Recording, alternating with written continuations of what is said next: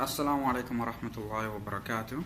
This is me again, and today I want to talk about laws that privilege people based on either their gender or the color of their skin, and basically show or try to show how these laws actually disadvantage these same people that it tries to privilege.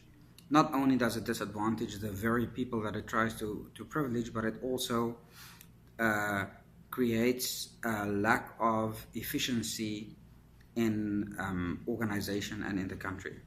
Okay, so specifically I'm referring to laws such as BEE, the Black Economic Empowerment laws, which basically aims to privilege historically disadvantaged people in South Africa, like non-whites basically. So under apartheid, South Africa, whites were privileged, unfairly privileged because of the color of their skin.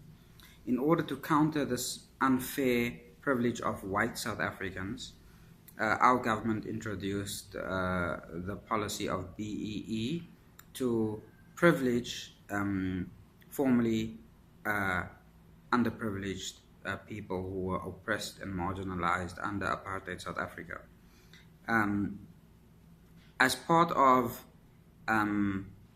redressing the ills of the past, we also have the Gender Equity Act, which privileges or tries to even out the numbers of women, ratio of women to men in the workforce. Okay, so jobs that were predominantly male driven, or jobs that were dominated by men, now require, or companies now require, to employ women on a more or less equal footing. And I don't know the exact details, but percentage of women, etc., but that's the basic idea.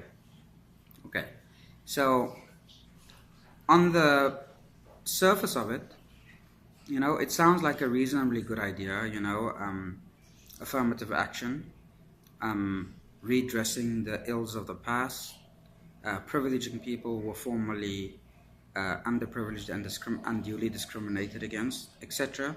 It sounds awesome. It sounds very noble. It sounds like a good idea. So why would I be saying that I object to it? Okay? And by the way, it doesn't actually profit me to object to these ideas, because I personally would also be privileged by some of these ideas coming from a historically non-white person in South Africa. So why should I, of all people, be objecting to Black economic empowerment when I could benefit from it? And I'm going to tell you why. First of all, when we as a country suffered under apartheid and white privilege, we objected to white people being unduly privileged and non-white people, black people, being oppressed. Okay, and they were being privileged on the basis of the color of their skin, nothing else. Okay, they were not more smart, they were not more progressive, they were not more educated necessarily, or any of those things, or more capable even, for that matter, but they were white. How is the reverse, doing the reverse, any better? How is doing the reverse any better? Okay, that's my first argument. When you start privileging people then based on the color of their skin, namely us non-white people, because we're not white, so we should be privileged in getting certain jobs because we were formerly underprivileged, is that not doing the reverse? Is that not also just privileging on the basis of color? Okay, And in so doing, what negative long-term effects does that have on the country? And we have been witnessing that. The same goes for gender. When we say that, look, when we follow the narrative that says women were oppressed, and they were not given as many opportunities as men in the past, and in order to redress that issue, we are now going to legislate that women must get at least half the opportunities out there. The question is, again, are we not arbitrarily privileging people now on the basis of gender? Is that not actually gender discrimination? So, in other words, in both cases, that which you are trying to defeat, you are perpetuating.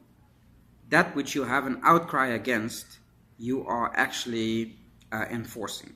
And that's kind of my argument on this thing. And let us get into it on a conceptual level when it comes to the pros and cons. Okay? So the obvious pro is that people now seemingly have a fairer opportunity to succeed in their careers. Seemingly. Okay? That's the obvious pro. Okay? The con is that they are not gaining their privileges based on merit. And why is that a con? Because assuming all things being equal in commerce, trade, science, etc., success is measured or attained in the ability of people to perform. And if they're not able to perform, guess what? It will hamper or hinder the success of the company, it will decrease the likelihood of scientific breakthroughs, etc., because people are in positions which they are not necessarily suitably qualified for, and even if they are suitably qualified for it, they are not necessarily the best. Okay? So it behooves a country that is run on the motivation to succeed, right? To use its best. And its best may not conform to the percentages laid out in these types of laws. Okay?